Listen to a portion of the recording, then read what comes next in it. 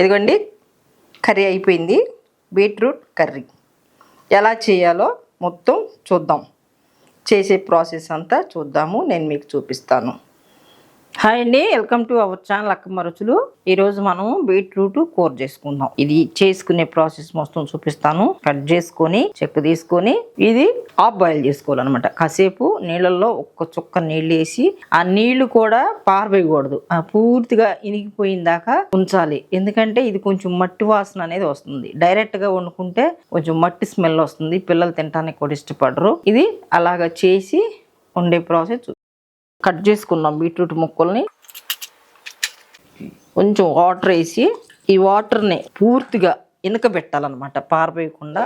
ఎందుకంటే ఇది మట్టి వాసన వస్తుంది లైట్గా, అందుకని దీన్ని ఇలాగా నీళ్ళతో ఉడికించి ఆ వాటర్ అనేది పారవేయకుండా పూర్తిగా ఇనికిపోయిన దాకా ఉంచి అప్పుడు తాలింపు వేసుకో. ఇవ్వండి ఉడికి నెయ్యి చూసారా, ఇట్లా వాటర్ అనేది లేకుండా ఇలా పూర్తిగా వెనకబెట్టుకోవాలి. ఈ వాటర్ని ఉడకబెట్టి పారవేయకూడదు, పారబోస్తే దాంట్లో ఉండే ఎనర్జీ మొత్తం పోతుంది కదా. అందుకని ఇలా ఎందుకు చేస్తున్నానంటే కొంచెం ఇది మట్టి వాసన వచ్చినట్టు ఉంటుంది అన్నమాట. అందుకని ఆ స్మెల్ అనేది రాకుండా ఇట్లా ఉడికిస్తే ఒక్కొక్కళ్ళు తినడానికి ఇష్టపడరు బీట్రూట్, అట్లాగనేం లేకోకుండా చాలా తినడానికి ఇష్టపడతారు ఇది. అందుకని ఇలా చేసి నేను మీకు చూపిస్తున్నాను. మంచినవి ఆ గిన్నె పెట్టుకున్నాం కదా, ఆయిల్ వేసుకుందాం. ఫ్రై కాబట్టి నేను మూడు స్పూన్లు వేసుకున్నాను.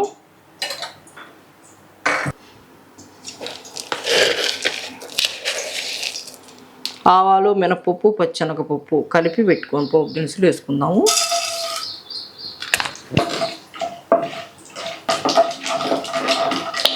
ఇవ్వండి పెద్దలపాయి, పచ్చిమిరపకాయలు తొక్కు పెట్టాను. ఇవ్వండి కట్ చేసి పెట్టుకున్న ఉల్లిపాయలు,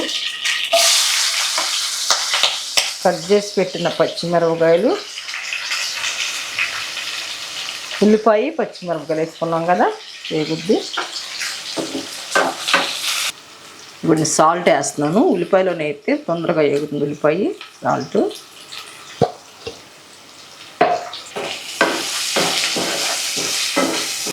ఫ్రెష్గా దంచి అల్లం, చిన్నులపాయ ఇవ్వండి రోట్లో దంచుకున్నాను ఫ్రెష్గా. అప్పటికప్పుడు మనం ఫ్రెష్గా దంచుకొని వేసుకుంటే ఆ టేస్టే వేరండి, చాలా బాగుంటుంది. ఇప్పుడు మనం ఉడికించుకున్న బీట్రూట్ వేసుకుందాం అన్నమాట. కొంచెం కరివేపాకు వేస్తున్నాను, కొంచెం కొత్తిమీర వేస్తున్నాను. ఇదిగోండి ఇప్పుడు ఉడికించుకున్న బీట్రూట్ దీంట్లో వేసుకుందాం. తాలింపులో వేస్తున్నాను.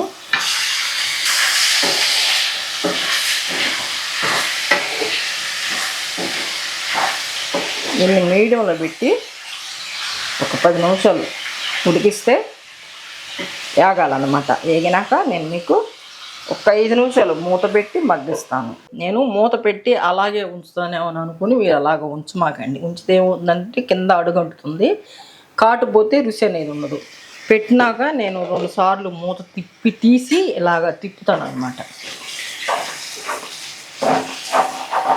అడుగంటుకోకుండా ఇలాగ తిప్పుకోవాలి.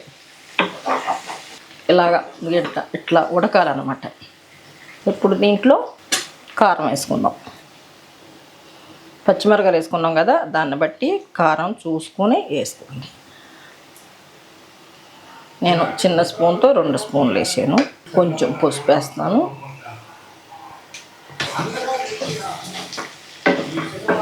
ఇప్పుడు దీంట్లో కొబ్బరిని నేను కచ్చబిచ్చ దంచుకొని ఇలాగ కొబ్బరి పెట్టుకున్నాను.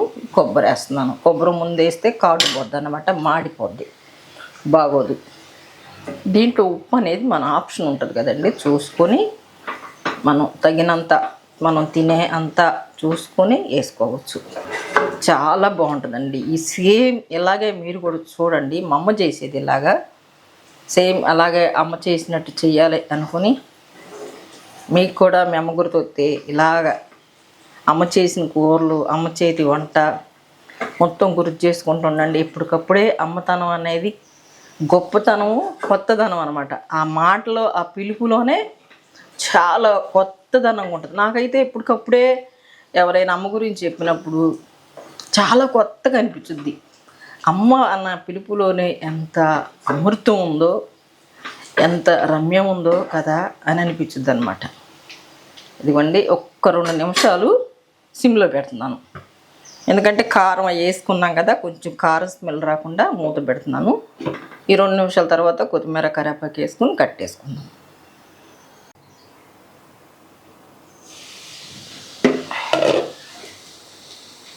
చూసారా,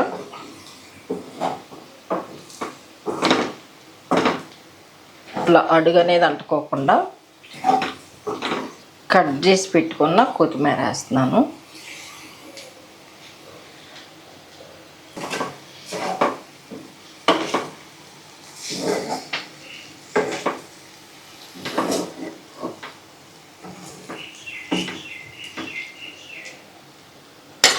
కట్టేస్తున్నానండి. అయిపోయింది. ఓకే అండి, అయిపోయింది. ఈ కర్రీ చేసుకునే ప్రాసెస్ మొత్తం నేను మీకు చూపించాను, వీడియోలో పెట్టాను. ఒక ఫుల్ వీడియో చూడండి, చూసి మీరు కూడా ట్రై చేయండి.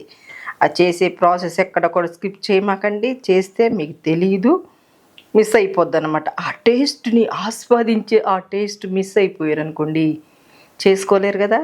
ఒకసారి చూసి ట్రై చేసి లైక్ కొట్టండి, షేర్ చేయండి, కామెంట్ చేయండి, సబ్స్క్రైబ్ చేయండి. Thank you. Bye bye.